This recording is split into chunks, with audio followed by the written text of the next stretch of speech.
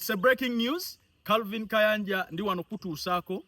updates okuva ku Honorable Namere. Abawagizi be bafani n'abalala mbadde mweralikiride mitima nenjagala okubategeeza nti ali mu mbeera nnungi era ali maka ga mwami Nsubuga anyiga ttooke. Ebya blues simayi bamusise enviiri bamukubye ensambagere azimbye face. Calvin Kayanja sibirabyeko era ndi wano okubategeeza nti omukyala ali mu mbeera nnungi. Amawulire gonna tugenda kuba tugabawa okuva ku drone eyamuwambye eyabeekiise eyamutuusize waka n'ebirala olutalo lwabaddewo tugenda tukuba tulubawa. Nenjagala okubajjukiza n'okubazaamu amaanyi mwenna ababadde beesoma nti ali mabega wa mitayimbwa abatabiikiriza olutalo luno okulufuula olwammwe olw'ensonga n'okulweteekako. Njagala kubakakasa nti ali waka namwe oluusi mubadde temumanyi. Eriyo omukyala eyavudde naga nze yamusibye mumumbuuze gy'ali aliwa tumutwalire paadi ali waka zitwala ekigo kakase embooko. Nebibungeesebwa nti amaka ge galiko abasirikale simanyi baagawambye abasirikale beetolodde bannange sinnabalaba ndi wano okubakakasa nti omukyala ali mu good shape era olwaliro agenda kulabikako ne mu mmisa. Simanyi kireka wammwe abagambye nti aliridda watu mutwalire paadi ali kigo mu maka ga bbaawe Nsubuga. Mukama aswaza ze nategeddeko yabadde akuba engoma nti Namere bamukutte amazina gabate gannamunywera bulungi mu kiwato ne bamuga ate Namere bamutadde president aweereza bamubajjako babamajjiddeko mpiki. N'olwekyo ebbanga lye tunaamalanga tetukkiriza nti kino ekiseera kya muntu gundi tukkirizenga kuba ne buli omu ayina emmunyenye ye. Toyina buyinza toyina busobozi bugenda kuwalampa mu bbanga owanuleyo emmunyenye ya Namere ojja kugireka eyaka ate gwe weekubaggulewo ennume y'ekyo. Tukakkane ekiseera kya Namere tumusabire akole ki aweereze. Bwe nnali njogera ne president amazima ga Katonda mu ggulu tewali yadde opponent wa Nnaalongo gwe nakkakkanya era namugamba nti president maama namuganza omumanyi oyo maama wange omuto Honorable Mawu mukwano gwange. Honorable Mawu abantu abamu tebakimanyi nti yakyalako wano nga tanafuuka minister wa justice twamukyaza wano ku TMTV era bwe baali banzibya akalulu mujjukira nti Honorable Mawu yatula ku NBS n'adifendinga wiini yange mukyalabi. So abo abantu bonna sibalinako buzibu ne video gye nasembayo okukola nga mbakompeyalinga bonna basatu era mwampulira Honorable Mawu namuyitanga bawa omulungi Biitu mukwano gwe kozibwe nti omukyala we mukwano gwange naye so buli wembasanga mbatiizinga bawa omulungi Biitu omumbejja namuganza nga muyita omumbeebi si temumpulira nkonze mbadde enkola gwa kujanja waza Right Honorable Anita na Deputy Wani ayewo nga bakandidate be NRM temumpulira nko nti nvudde muleni yange ate simanya nnumbye ne bakandidate baawa so tewabaddewo any reason okugamba mbonze nkwate ssente ntiisetiisa ababaka mbusimanya tebagenda wa Honorable Jacob Oboth. Ekira president nali namwebuuliza ye kennyini nangamba nti baatuula mu Seeke ne bamala essaawa 4 nnamba ng'abantu abamu bakkaanya tugende ne polisi ey'abantu nti oweereza ekisanja kya sipiika ne bakuwa n'ekyokubiri n'ogenda abalala nga bagamba nedda muzeeyi tukyuse mu Seeke nangamba nti naye gye byaggwera ng'abangi bagenze n'ekyokuba nti sipiika Anita ne Right Honorable Tayewa bakole ki bakomewo bakole ekisanja ekyokubiri oli agende then omulala ajje ku sipiika nangamba naye abaakigaana ne balemerako nga balina complaints nga bigambo bye then sogera byakakati then nangamba nti bwe balemerako nga balina complaints ne mbagamba mulete obujulizi ne IGG ne muwandiikira kuba ezo offices nene tuba tetuzaagala mu buvuyo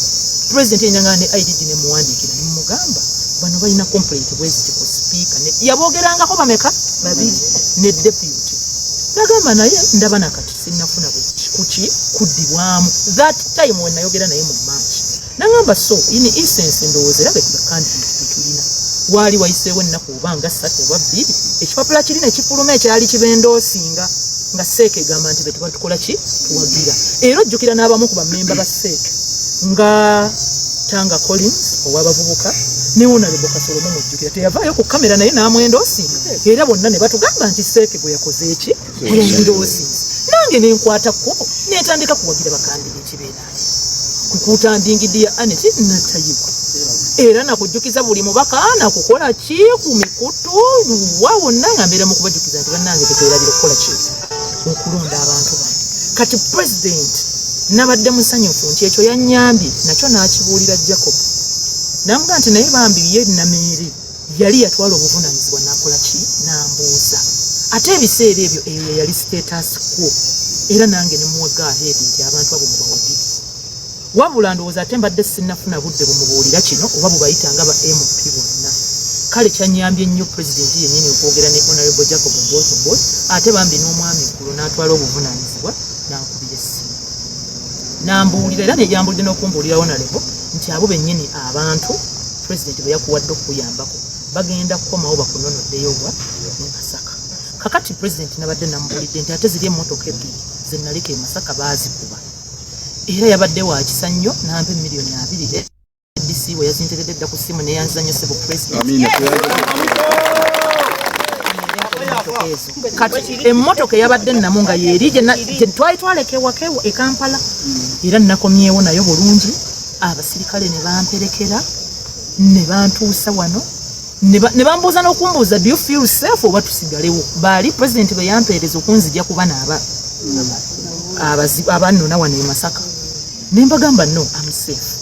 nababuuza ku basirikale bange abakuumawo wano ne bababuuza oba bali abantu baali basoose okujjako wano ne bagamba tetwalabako ku bantu wano nti bamunoonya naffe twabiwulira biriwa ebyo gye baali musikonvooni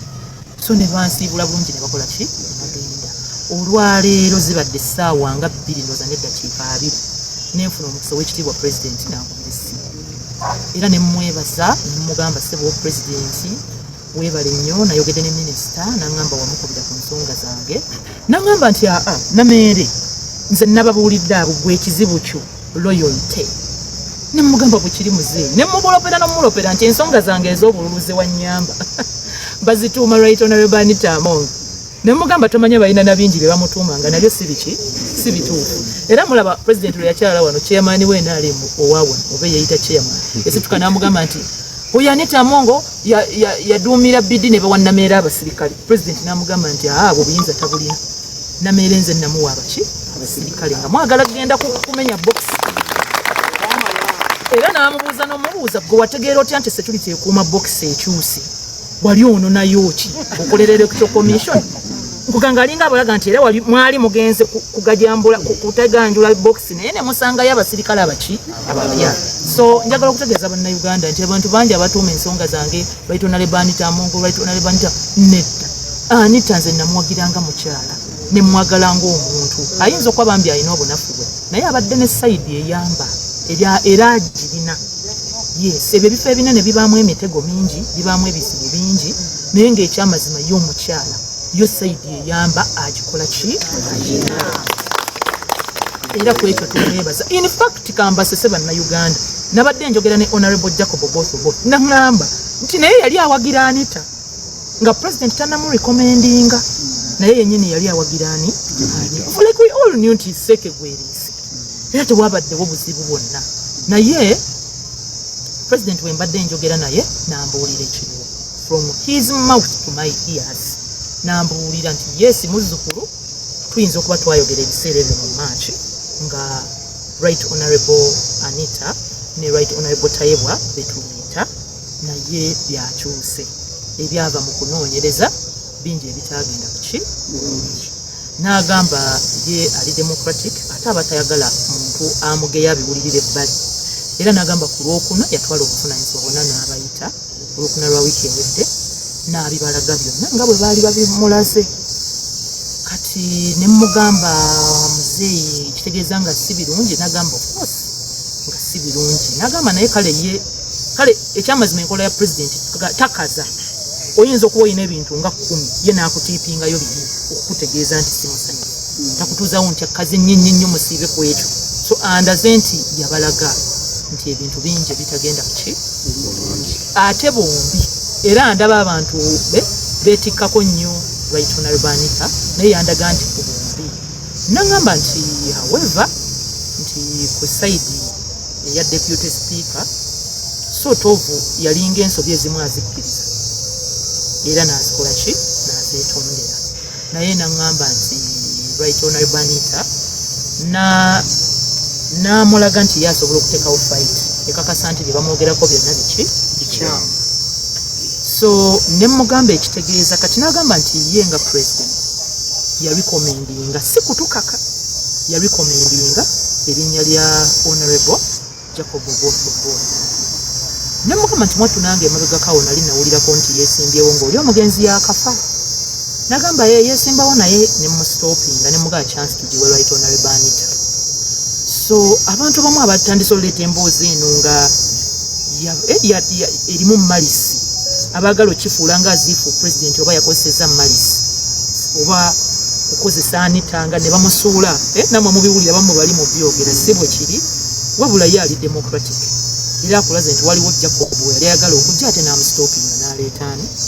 right honorable Anita. So nambuulira amazima nti recommendation eriwo essaawa eno era gye bagenda okupresentinga eri caucus yeyokuba nti oboth yagenda okukwatira NRM bendera mukwano waabwe. N'agamba however ababaka muli baddembe kubanga mwe balonzi oli waddembe okuwakanya. N'agamba nti ye aleese obuki. N'agamba naye akalulu k'obwa sipiika alabika yali teyatwala budde kutuwa bulamu nti akalulu ako sipiika tulina kubanga ffe tukwagala mu ntebe. N'agamba kati nga bw'olaba Jacob nti tabibaddeeko nga ye aliko byo bya bwa minisita wa defense ne bamurekomendinga nti so tovu bwe kirina okuba. N'agamba naye kaayonoonekera nnyo mu biseera bya right honorable Oulanyah Omugenzi versus right honorable Kadaga nti awo abantu we baakafuuya ddala nga buno obululu obwaffumbirire mu byalo kakufana kuwona naye n'agamba akakalu kalina kuba simple tekalina nakubeera nnyo mu public domain kalina kuba mu babaka nga kali simple nga n'omuntu nti okangeze magingo ono nga mubaka banne be balina nokimuteekamu. N'agamba buli lwokayingira akalulu ka sipiika nga gwa akaagala oli bound okukoleramu ensobi n'okukozesebwa. Kati n'agamba nti n'olwekyo honorable oboth ye bwe yakolako recommendation n'abaseeka abamu ne bagenda maaso ne bawagira recommendation eyo naye officially era it has been laid on table then n'atugamba nti however those who feel like tebaagadde kutambulira wamu naye basobola okugenda mu ki maaso naye n'agamba ennono eyaffe ye NRM twalibadde for purposes of teamwork n'okendeeza ku budde tugenda naki n'ekyo tugenda n'ekyo ne tukitwala nti kati oyo yaliwo nabali ne babeera useful in other ways. So of course nekanzeemu ne mugamba nti kakati olwo kiba kitegeeza nti bano balina investigations ebimu bye zaalaze nga bibakwatirayo. Nagamba yes of course ate kino ekisanja tuli ku no sleep and no corruption. So nze ninda bulinzi kokasi babaka bannange kubanga kyentegeddeko nti right honorable Anita Among abatagenda kwesimbawo okusinziira ku bye baayogera ne president bwe basembayo okukola ki okwogera. Bw'aba yeesimbyewo abanga eyeereese like nga ye kale aba asaze waafiire emiguwa nti akantala afiye wadde tokanyiza nange nkole ki nzije nga omwala bemabegako awo right honorable Kadaga bwe yakola. So bwe kiba kyakutalaafiya nze mba nzirayo ku nnono yange nti nze akutte kaadi ya NRM nze sirina buzibu nze mba nzirayo ku nnono. No ayinza okutalaafiya ababaka ne bawaamuye ab'NRM ne bawaamuye kaadi. So naye nga nze kyentegeddeko nti recommendation y'omukulembeze nga teriimu kusaliriza ng'eri backed by evidence of investigation eraga nti waliwo ebitagenda bulungi mu mulembe gwa right honorable Anita Among ne deputy speaker Tayebwa ng'ate omukulu tabinenyezaako n'alongo yekka abimunenyeza n'abinenyeza ne deputy n'ababaka agamba n'ababaka omukyala bamuleetinga down enguzi baakitwala nnyo ng'ekyokuzannya. So tali nti nno n'alongo gwe batisse emigugu ye mubi ye buli kimu wabula palamenti eyo erabika yo nga palamenti mwalimu obuzibu mwalimu ebitagenda bulungi. Byetusaba Mukama atuyambe tugonjoole nga bwe siri wankwe ate mpoze essimu yange yemukuze ba recordings nga bwe siri wankwe bwe mmaze okwogera ne president nkutte ekkubo n'ensooka nenkubira Naalongo ng'essimu simufuna naye muweereza message ne mugamba nti right honorable mpulizaako president era nze ensonga ezange ezabaddewo si z'amaanyi ebyo byakoze eki byawedde sirina we nawandiise statement sirina yadde even questioning sirina empingu tebaziteekako bakyala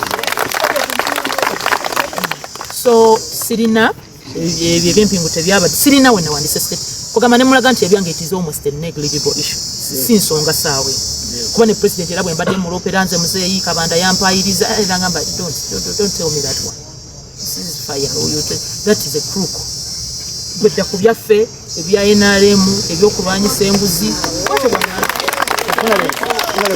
sibalimba bwato bwangambye president bwe mugambe muzeeyi Kabanda yampayiriza nadda ku mikutu gye